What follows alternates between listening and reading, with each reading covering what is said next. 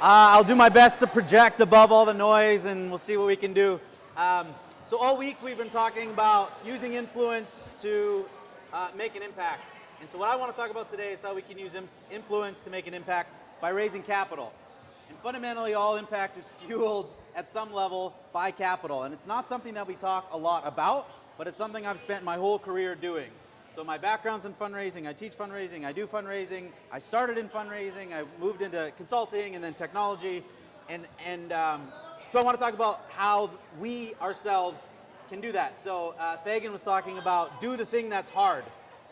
For the record, Fagan and Baltimore Corps, that was so inspiring. I live in Vancouver, which is like the most beautiful city in the world, and I almost started texting my wife like, we need to move to Baltimore, this is amazing. I was so inspired. But he said, do the hard thing, and fundraising is freaking hard. So hard. But there's huge opportunity. So there's really 4 components that need to be in place for us to raise capital. You need a project to fund, you need someone to give, you need a method to collect, and you need someone to ask. Now, and make it happen. Now, projects have been around forever. Needs have been around since forever. There's nothing too new. Giving and charitable giving, or just giving in general, has been around. That's nothing new. Continually, Americans give 2% of GDP, no more, no less, within the last 40 years. So even though we're giving $350 billion, it's not any more as a percentage of GDP, so we're actually not that much more charitable today than we were 40 years ago. That's a different conversation. People still give, which is good. The real revolution in this capital raising market has been around the method to collect, and we had someone from Square earlier. I'm starting a business on the side. I signed up for a Square account. I got my Square reader on my account in 2 weeks and could start taking payments. That is mind-blowing. You can set up fundraising pages now on things like Everyday's Heroes, which Lee from Everyday's Heroes here. I work for a technology company where you can set up a fundraising page in minutes with no fees and collect funds right away to fund the impact that can happen at any time. The revolution has been in the ability to collect. So the missing link is someone to ask, someone to put themselves out there, someone to do it. And so when we think about how we can use our influence and our time and our talent and our treasure, that's the opportunity that I want to put before you. So a story about Benjamin Franklin. So I'm a Canadian, but I still know who Benjamin Franklin is. You may know him as a founding father, the guy who held the kite with the little key and the lightning, or made famous in the Puff Daddy Notorious B.I.G. song, All About the Benjamins. He is on the $100 bill. So he was one of these innovators, and he took it upon himself to fund a hospital in the 1700s in the state of Pennsylvania. And so what he did is he went to the state of Pennsylvania and said, if you put up half, I'll raise the other half from people that I know. The state said, great, right? So the nonprofit sector fills the void between that which is profitable business and that which the government should do but probably can't. That's the nonprofit sector. So Benjamin Franklin steps into the void and said, I'll do this and I'll raise my own capital. You put up half. So he said, great, go for it. So he put his contact list into 3 groups. The first group was people that he knew would give. The second group was people that he thought they would give. And the third group, he's like, they probably won't give. Goes to the first group, tells them about this project, tells them about the need, tells them about the matching gift from the state. Said, will you give? They go, oh yeah, this is great, let's do it. Then he takes that list and goes to the second group and says, hey, here's the project, here's the need, you guys want to give? By the way, look at who's already given. Maybe you should give. And they're like, oh, okay, yeah, we'll give. And then he goes to the third group and sends them the long list from group 1 and group 2 and says, hey, we're almost at our goal, here's the project, do you now want to give? And they go, oh, okay, yeah, we should give. That concept of starting with people that are most likely to give, building momentum, and going out to further circles is best practice today for social fundraising, peer-to-peer fundraising, and it worked in the 1700s, and it works today, and it's all because someone like Benjamin Franklin put themselves out there to get the funding to fund a hospital in Pennsylvania. But today, you don't have to be Benjamin Franklin with that level of credibility, and with things like Square and these pages, it probably won't take you 6 months or a year. In fact, the average fundraising page can raise $500 from 10 people in 30 days or less. So what that means is this conference, us in this room and the people watching online, have the ability to raise $10 million from 200,000 donors in 30 days if we want to, assuming we're average. That's $10 million that can then fund any person or project that we want, mainly if we're the ones who are willing to go out and put ourselves out there. Alexis was talking about the democratization of innovation and an Argentinian mechanic who created that cork bodily birth thing. I don't want to get into it. That's weird. But fundraising, we should also be interested in how do we democratize fundraising. You shouldn't need to be Benjamin Franklin or have a master's degree to go out and raise capital for the projects you want.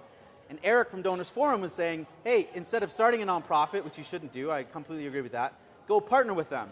Well, if you're coming to them and saying, here's the project and the plan, and oh, by the way, I'm fully funded or half funded, that conversation is totally different for the charity as opposed to just, hey, I have an idea that I'd like to do. That's really tough for them. So we have the ability to go out and get our funding. It's never been easier, and it's on us. So 3 things to keep in mind, or tips kind of as you go about it.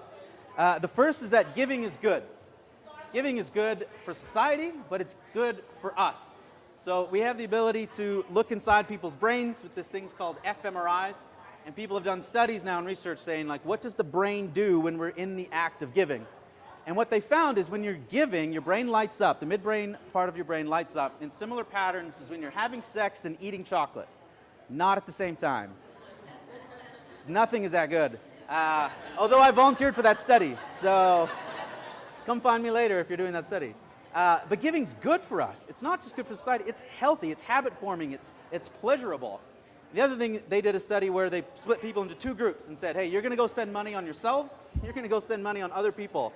Come back and tell us how happy you are.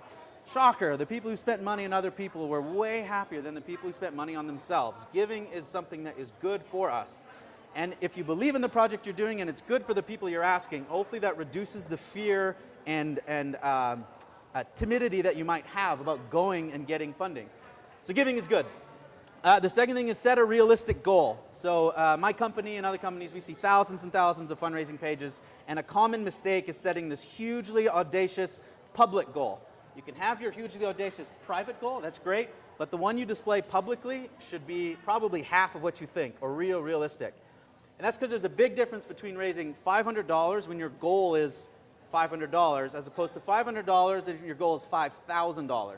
You will feel not nearly as good, not nearly as excited, not nearly as pumped about what you just did, if, even though you raised the exact same amount for a cause and project that you believe in.